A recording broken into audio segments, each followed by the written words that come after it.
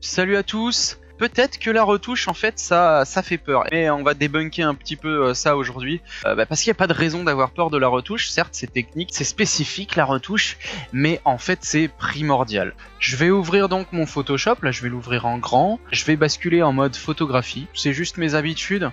Là vous voyez en haut à droite de votre écran de Photoshop, je peux mettre d'autres modes et vous voyez, si vous vous mettez en mode photographie, vous allez avoir plus facilement accès à des outils que vous utilisez plus souvent en tant que photographe. Moi personnellement, je vais aussi afficher mon historique dont je me sers très souvent.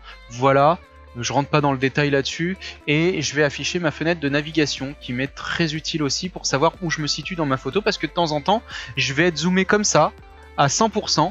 Et du coup forcément quand je suis zoomé à 100%, ça devient parfois un peu difficile de naviguer dans ma photo, donc je vais pouvoir naviguer avec mon outil de navigation. Ok, petit rappel, de manière générale dans Photoshop, ne zoomez pas plus loin que 100%, vous voyez je peux tout à fait zoomer à 100%, là sur son œil, je peux zoomer même à 200, 300, 400%, pourquoi je ne le fais pas? Tout simplement parce que jamais personne ne verra votre photo avec ce niveau de détail. Donc ça ne sert à rien en fait. Ça sert tout simplement à rien de zoomer à plus de 100%. En plus de ça, c'est le risque de faire des petites retouches par-ci par-là sans se rendre compte que de manière générale, on est en train de bousiller sa photo. Première chose que je fais, bien évidemment, avant de retoucher n'importe quelle photo sur Photoshop, c'est que je me débrouille pour avoir du backup. Je vais dupliquer mon arrière-plan. Donc pour ça, vous pouvez ici, si vous ne connaissez pas encore bien Photoshop, vous avez vos calques, et on va dupliquer ce calque pour toujours conserver un calque d'arrière-plan nickel, qui est la photo d'origine que je ne veux pas toucher. Donc je fais clic droit dessus, je peux faire dupliquer calque. Donc vous voyez, là je clique sur OK, et j'ai un duplicata de mon calque. Quand j'ai deux calques, je vais pouvoir gribouiller, faire tout ce que je veux sur ce calque là, je vais pouvoir peindre, faire tout ce que je veux dessus.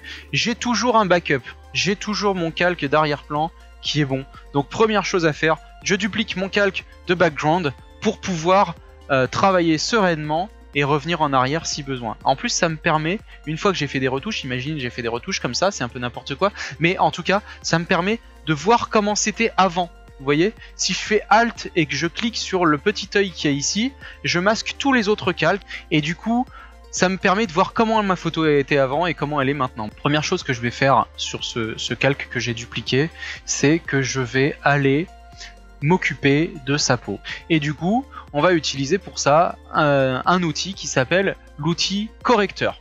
Alors l'outil correcteur, vous l'avez tout à gauche. Si vous vous êtes bien mis en mode photographie, vous avez vos trois outils correcteurs l'un en dessous de l'autre. Vous avez le correcteur localisé, le correcteur et l'outil pièce, qui sont grosso modo les mêmes, mais qui fonctionnent pas exactement de la même façon. Je vais récupérer mon outil correcteur et puis je vais agrandir un petit peu mon pinceau. Donc pour agrandir mon pinceau, Alt, clic droit et je me déplace vers la droite ou vers la gauche, ou CTRL, Option et clic sur Mac. Donc là je vais mettre mon outil correcteur à la bonne taille, sinon vous pouvez tout simplement cliquer ici puis modifier l'épaisseur de votre pinceau.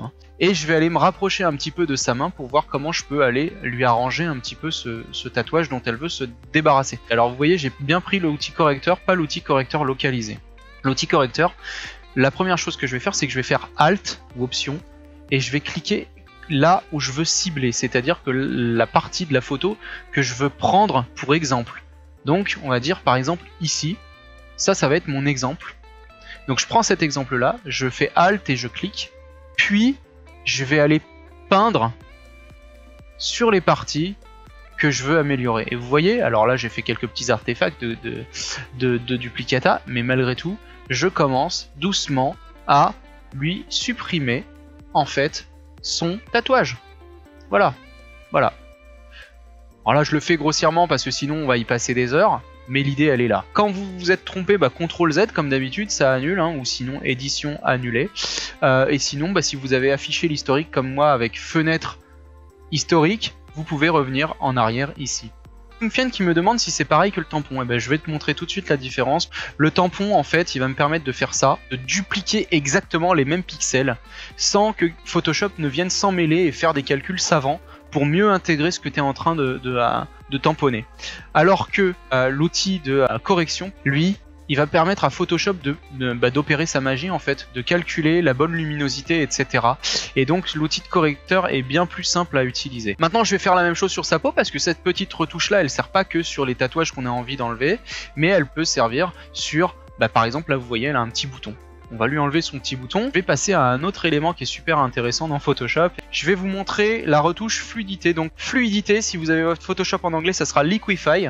Votre filtre fluidité, il vous permet de déformer votre photo. C'est le fameux filtre qui vous permet de vous maigrir les joues, de vous maigrir la taille, arrondir la poitrine, gonfler les épaules, gonfler les pecs, etc. Là en l'occurrence, moi ce qui va m'intéresser, c'est tout simplement d'arrondir le contour de sa tête, ou en tout cas de lui donner une forme qui est moins qui attire moins le regard et qui est pas toute déformée, etc. Il y a des petits éléments comme vous voyez par exemple là, l'articulation de l'épaule, le haut de la clavicule et l'épaule fait toujours une petite bosse là. Ça, c'est pas un élément très grave, mais pourquoi je le retouche ?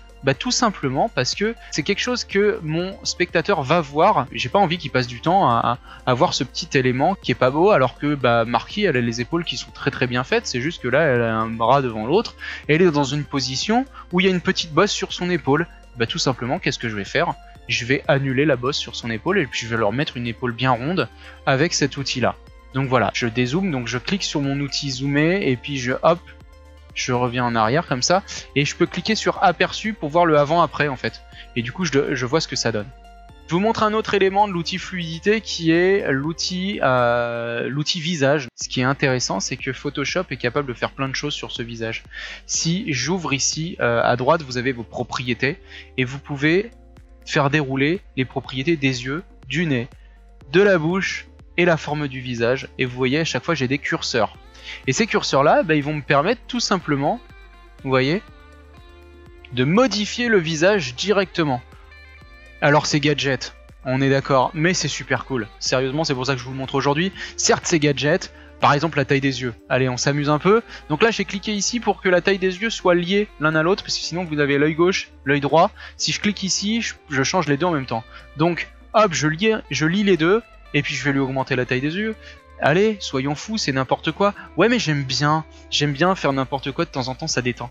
Si vous me suivez, on fera d'autres types de retouches en allant un petit peu plus loin là-dessus. Donc vous voyez là, en fait, je peux augmenter un peu la taille de son sourire. Alors moi, souvent, je le fais à la main, ça. Je reviens avec cet outil-là. Et puis si j'ai envie un peu de la faire sourire, sans bouger la bouche, parce que c'est un peu dégueu, donc là, je vais remettre 0.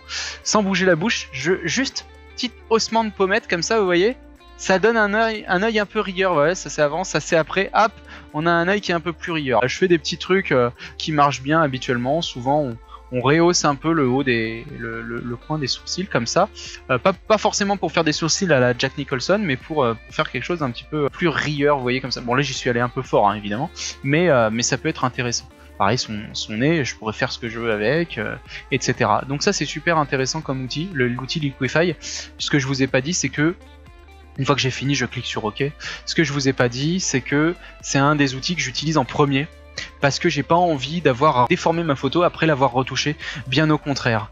Il y a des éléments comme celui-là, l'outil de sélection rapide, puis le sélectionner et masquer, qui permettent de faire une sélection assez bonne, vous voyez, là, tout simplement, voilà. Donc, je rentre pas dans le détail, mais ça, c'est un outil qui est super utile. Voilà. Ça je vous le montre pas aujourd'hui, je vous en réserve pour plus tard. C'est deux choses que je voulais vous montrer, évidemment on pourrait faire des milliers et des milliers de trucs. N'hésitez pas à revenir nombreux, on vous tient au courant.